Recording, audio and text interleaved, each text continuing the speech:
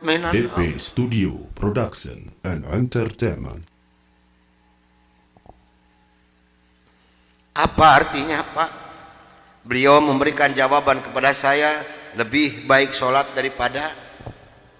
Bukan semakin tertarik kepada Islam, tidak, tapi saya semakin membenci. Kenapa? Karena iri di dalam hati saya.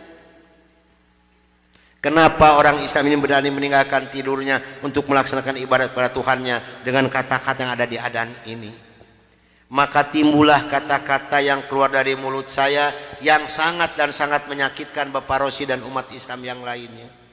Kata saya, kalau begini orang Islam ini lebih goblok lagi. Kapan molornya kalau sholat melulu?